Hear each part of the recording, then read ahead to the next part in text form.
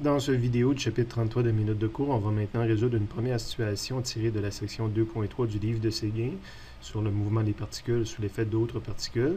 La situation 1 qui s'intitule un proton qui est attiré par une sphère chargée et dont on peut prendre connaissance à la page 160 de Séguin. Après la première lecture, en deuxième lecture, on identifie la première chose qu'on rencontre, c'est la sphère qu'on nous parle de 10 cm de rayon, que j'ai mis en mètres. J'ai pris la lettre S pour sphère. Ici, c'était pas obligatoire parce que c'est le seul R qu'il y a dans mon problème. Qui porte une charge de moins 5 nanocoulombs. Donc, je l'ai précisé ici. Troisième donnée qu'on rencontre, c'est qu'on parle d'un proton qu'on va lâcher. Donc, c'est un problème de charge. Un proton, c'est une charge. Donc, je vais avoir identifié ma charge de proton ici en mentionnant que c'était juste plus E. J'aurais pu aussi écrire plus 1,6 fois 10 à la moins 19 coulombs. Mais pour moi, ça, c'est un chiffre c'est le même chiffre qui est inscrit à cet endroit-là. C'est une constante universelle. Et c'est pour ça que j'avais besoin de l'indice S. C'est parce que j'avais deux charges. Donc, il faut que je les différencie. On lâchait ce proton d'une distance 30 cm. Bien, le lâcher, ça veut dire que la vitesse initiale est nulle. Et ma distance initiale de la sphère, c'est 30 cm. Ce 30 cm-là est à mesurer à partir du centre de la sphère. Donc, ça, il va falloir en tenir compte sur le dessin tout à l'heure. On désire calculer une accélération, le module de l'accélération, immédiatement après avoir lâché. Donc, la première fois que je l'ai écrit, j'ai probablement juste écrit l'accélération. J'ai peut-être ajouté l'indice E pour dire que c'est une accélération créée par un phénomène électrique. Et ensuite, on désire aussi connaître le module de la vitesse à la fin. Donc, c'est une vitesse finale. Évidemment, la vitesse va changer parce que j'ai une accélération. Mais pire que ça, je n'ai pas une accélération constante. On y vient dans quelques secondes. Donc, au niveau du dessin, j'ai probablement dessiné en premier ma sphère chargée. Charge qui, sur une sphère conductrice, va se distribuer à sa surface, comme mentionné dans le problème. Je l'aurais écrit rien qu'une fois le moins, puis je mettrais pas mal non plus. Je vais vous expliquer pourquoi qu'éventuellement je n'ai rajouté plein à la surface dans quelques secondes. On continue. La charge du proton. Donc, j'ai probablement dessiné un proton ici. Donc, ça va être ma distance de 30 cm, justement. Tandis que j'avais le rayon de la sphère qui n'est pas illustré encore, mais je me suis mis une cote qui correspond au rayon de la sphère. Donc, ça, c'est illustré. Ça, c'est illustré. Ça aussi, vitesse initiale de 0, mais je ne vais pas le montrer. R initial est illustré. L'accélération qui me reste, puis la vitesse finale.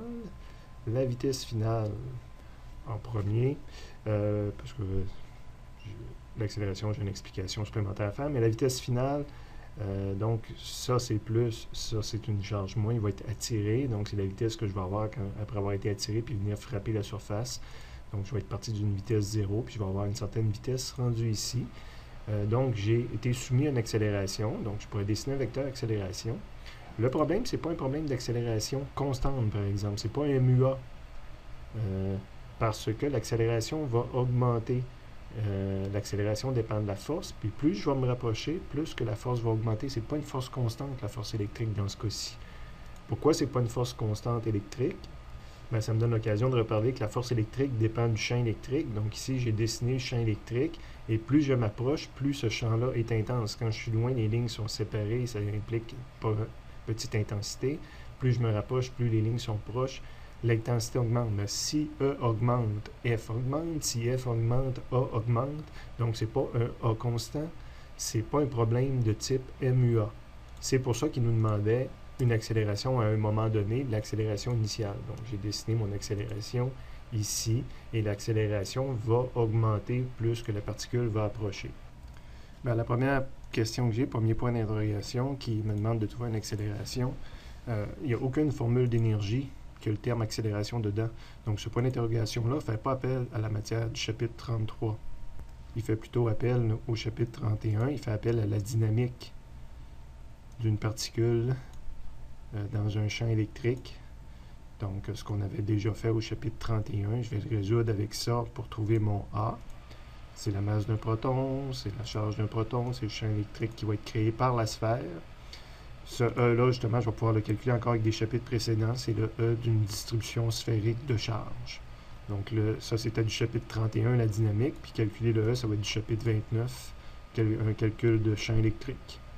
De retour à mon problème, pour solutionner le premier point d'interrogation, j'ai transcrit ce qu'on voyait dans le problème, dans le résumé, excusez. Je l'adapte à mon problème, donc là, je fais la dynamique de cette particule-là. Le Q ici, c'est le Q du proton, fois le E à cet endroit-là, qui est le E initial, qui est le E, je n'ai pas poursuivi mon E plus loin, mais c'est le E qui existe à cet endroit-là, est égal à la masse du proton. Je fais la dynamique de cette particule-là toujours, fois l'accélération que possède ce proton-là. Donc, j'ai écrit une équation, deux inconnus. Mon problème pour avoir un chiffre, c'est le E. Là, c'est un calcul de E. Je vous l'ai mentionné tout à l'heure, c'est dans le chapitre 29. C'est le E créé par une distribution sphérique. Quand je suis à l'extérieur, de toute façon, la distribution sphérique, tous les moins, au lieu d'être sur la surface, ils auraient été concentrés au centre, ça aurait donné la même réponse. C'est l'équation du E la plus classique. Donc, le K multiplié par la charge qui crée le champ, divisé par l'endroit, la distance à l'endroit où je veux mesurer le champ électrique. Donc, adapté à mon problème, je vais calculer le E initial à cet endroit-là, c'est la constante électrique, multiplié par la charge de la sphère, c'est la sphère qui crée le champ électrique, donc moins 5, et ma distance, c'est la distance qui est ici, 0.3, au carré dans la formule, donc au carré. Deux équations, deux inconnues. Cette partie-là, j'ai une réponse pour le point d'interrogation ici.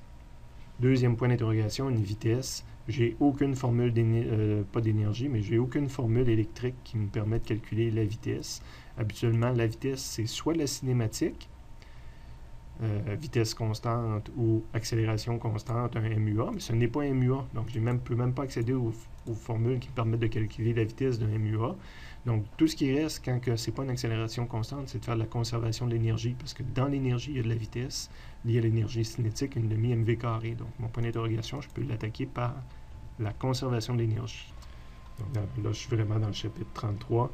Dans la conservation de l'énergie, on cherche la vitesse finale. Fait que vous voyez ici, l'énergie cinétique initiale va me permettre de calculer la vitesse finale. Puis je vais appliquer le principe de conservation de l'énergie. De retour à mon problème, je vais vraiment me rappeler qu'est-ce que je cherche, c'est la vitesse finale. Donc la première formule que je vais avoir mis, c'est celle qui fait apparaître justement la vitesse finale, la définition de l'énergie cinétique, une demi-mv carré, que j'applique à mon problème. K final est égal à une demi-masse d'un proton, c'est lui qui est en mouvement, fois vitesse finale au carré. J'ai écrit une troisième équation, quoique c'était réglé ici, mais je continue à comptabiliser, une troisième équation avec deux inconnus de plus. Donc, trois équations à quatre inconnus. Là, j'ai fait apparaître le K final. Donc là, c'est utilisation du principe de conservation de l'énergie. J'avais tendance habituellement à commencer mes problèmes de conservation de l'énergie en écrivant E final est égal à E initial plus WNC. Je vais avoir tendance à sauter cette formule-là, cette ligne-là, qui n'enlève rien à la compréhension, puisque c'est vraiment tout simplement le principe ici est encore plus développé, plus complet, parce que le E peut être confondu. Quand j'écris E final est égal à E initial plus WNC, c'est pas champ électrique final est égal à champ électrique initial plus WNC. Non. Ça fait qu'il y a deux E. Pour éviter cette incohérence-là, je ne le mentionnerai tout simplement pas. K final, j'ai pas de valeur. UG final n'est pas considéré dans ce problème-là parce que la masse du proton est tellement petite, puis on ne me donne pas la masse de la sphère non plus, donc j'ai pas rien pour faire des calculs liés à l'énergie potentielle gravitationnelle, qui va être totalement négligeable dans ce problème-là. Il n'y a pas de ressort non plus. UE final, j'ai pas de valeur, il va falloir que je le calcule, parce que rendu à la fin, je vais avoir une certaine quantité d'énergie. K initial, je l'avais lâché, donc il n'y avait pas d'énergie cinétique, 0. UG initial, UR initial, c'est des 0. Et je vais avoir de l'énergie initialement. Quand j'étais ici, ce système-là, cette configuration-là possède une certaine énergie. Et il n'y a pas de travail fait par des choses qui seraient non conservatives, est égal à 0. Donc je viens d'écrire une quatrième équation, et ça m'a rajouté deux inconnus supplémentaires, UE final et UE initial, mais que j'ai des formules pour calculer, que j'avais déjà au chapitre précédent 32, mais que je peux voir ici de toute façon, là, sont cachés à travers ma description de mon principe. Donc j'ai ces formules-là pour calculer mes valeurs.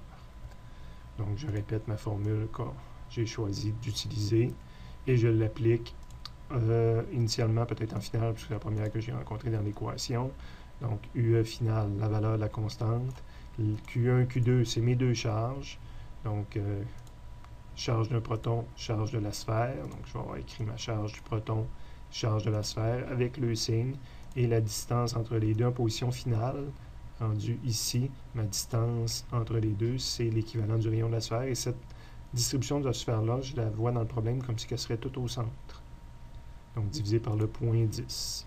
Et j'applique la même formule pour calculer le U.